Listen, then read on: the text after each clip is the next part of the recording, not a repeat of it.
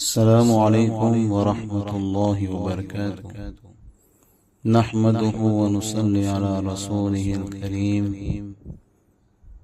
اما بعد۔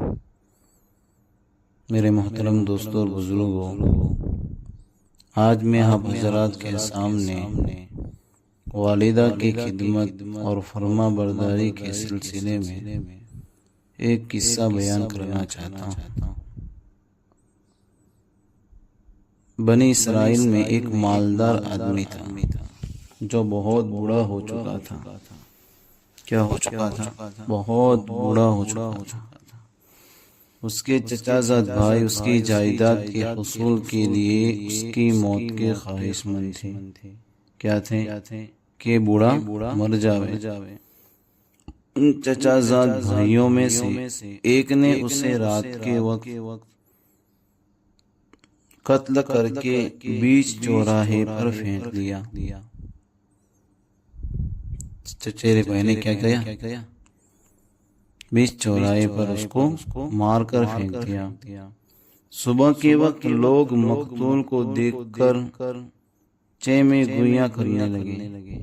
چیمے گویاں کرنے لگے، چنا چنا برا پورا ایسی ویسی باتیں کرنے لگے۔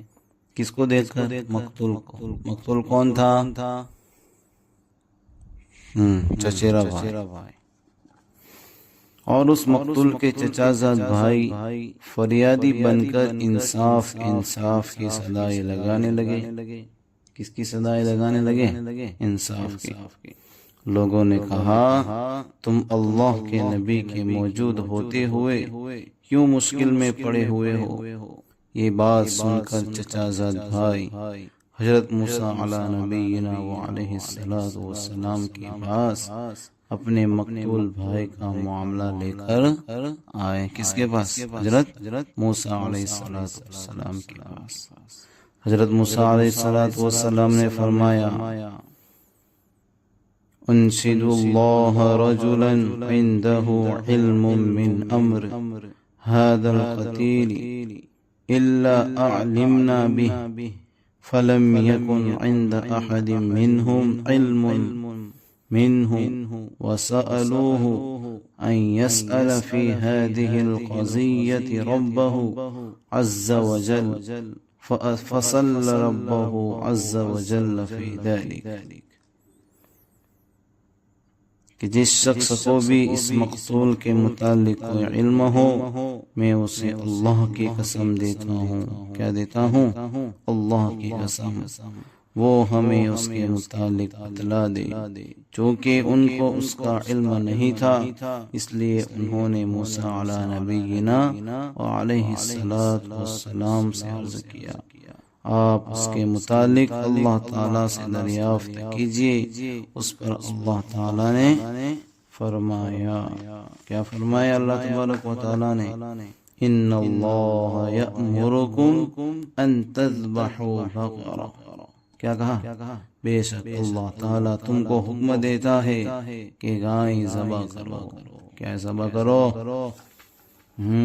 وہ لوگ موسیٰ علی نبینا علیہ السلام سے کہنے لگے، آپ ہمارے ساتھ مذاق کرتے ہیں کہ ہم آپ سے قاتل کے بارے میں سوال کرتے ہیں اور آپ گائے ذبح کرنے کا حکم دیتے ہیں۔ موسیٰ علی نبینا وعلیہ السلام نے فرمایا، میں پناہ مانگتا ہوں اس بات سے کہ میں جاہلوں میں سے ہو جاؤں۔ کس میں سے ہو جاؤں؟ جاہلوں میں سے، یعنی مومین کے ساتھ مذاق کرنے والوں میں سے ہو جاؤں۔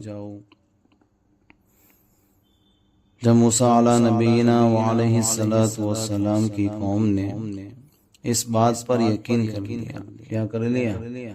کہ گائے کا ذبح کرنا اللہ تعالیٰ کی طرف سے یقینی حکم ہے، تو انہوں نے اس گائے کی صفات کے بارے میں پوچھا۔ دوستو، حالات حاضرہ کے مطابق جس طرح حکومت کے جو لوگ ہیں وہ ہم کو اس کام سے روکتے ہیں، تو ہمیں بھی کیا کرنا چاہیے؟ اس سے پرہیز کرنا چاہیے۔ یہ تو کون سے زمانے کی بات ہے؟ موسیٰ علی نبینا وعلیہ الصلوۃ والسلام کے زمانے کی بات ہے۔ تو میں کیا کہہ رہا تھا؟ ہاں، اگر وہ کسی بھی قسم کی گائے ذبح کر دیتے تو یہ بات ان کے لیے کافی ہو جاتی، لیکن بعض لوگوں کو عادت ہوتی ہے کہ نہیں؟ تیسی بھی بنی اسرائیل کو عادت تھی، کیسے رنگ کی ہو، کیسی ہو، چوڑی ہو، لمبی ہو، موٹی ہو، پتلی ہو، دبلی ہو، لیکن انہوں نے اپنے آپ پر سختی کی تو اللہ تعالیٰ نے بھی ان کے اوپر سختی کی، اور یہ ایک مصلحت اور حکمت کے تحت تھا۔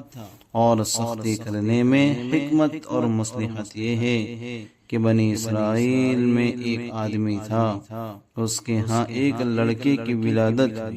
اس کی اس کے بعد اس کے پاس ایک گائے تھی۔ کیا تھی؟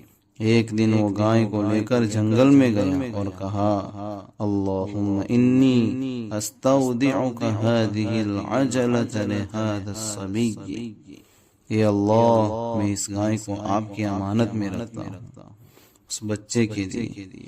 پھر کچھ عرصہ بعد اس شخص کا انتقال ہو گیا۔ کیا ہو گیا بھائی؟ جب اس کا بچہ بڑا ہو گیا اور وہ لڑکا اپنی والدہ کا بہت فرما بردار تھا۔ کیا تھا؟ اصل میں جو بتا رہا ہوں کیا ہے قصہ؟ ایک دن اس کی والدہ نے کہا ان اباک استودع اللہ عجلۃ لک فاذهب فخذها، تمہارے والدہ نے اللہ کی امانت میں گائے رکھی تھی، تم جاؤ اور اس کو لے کر آؤ۔ چنانچہ اپنی والدہ کے حکم کے مطابق وہ لڑکا چلا گیا۔ کیا کیا؟ چلا گیا۔ جنگل میں رہنے کی وجہ سے وحشی ہو گئی تھی۔ کیسی ہو گئی تھی؟ جنگلی۔ لیکن جیسے ہی وہ جنگل میں پہنچا تو وہ گائے اس کے پاس دوڑتی ہوئی آئی اور لڑکے نے اس کو دونوں سینگوں سے پکڑ لیا اور اپنے گھر لانے لگا کہ راستے میں بنی اسرائیل کے وہ لوگ ملے۔ کون سے لوگ؟ جن لوگوں کو جو مخصوص صفات کے حامل گائے تلاش کرتے پھر رہے تھے۔ جب اس کے پاس گائے دیکھی تو وہ ساری صفات اس میں مکمل موجود تھی۔ چنانچہ انہوں نے اس لڑکے سے خریدنے کے بھاؤ لگائے۔ کیا لگائے؟